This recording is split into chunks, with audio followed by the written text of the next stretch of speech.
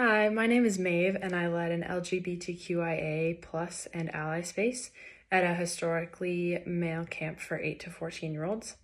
We had two of these affinity groups. One of them was for younger campers and one was for older, so that topics we discussed would be age appropriate.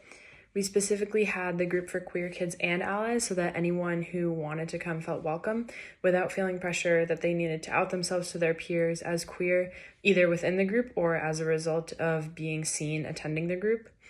Facilitating this group was honestly one of the highlights of my summer.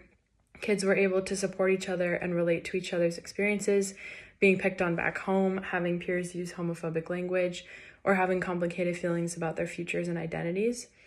The support and empathy that occurred there was distinct because we had set aside time to just talk about themselves and their experiences. It was really important to the kids to not only be supported by us, the facilitators, but also to be encouraged and welcomed by their peers because of the space created specifically for those kinds of conversation. Just the knowledge for those campers and counselors that they could look out for when going about their days was helpful to them, in addition to the benefits of the space itself. Some campers may not know that there were other kids with similar identities, worries, and fears at camp, since queerness can be more hidden and therefore isolating than other identities like race or disability.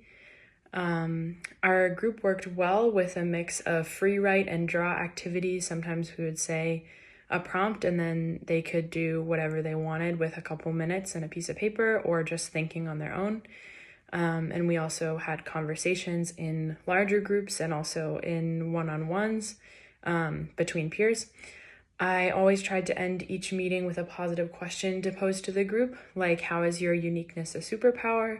What does your dream life look like? What do you love about yourself? And other things like that.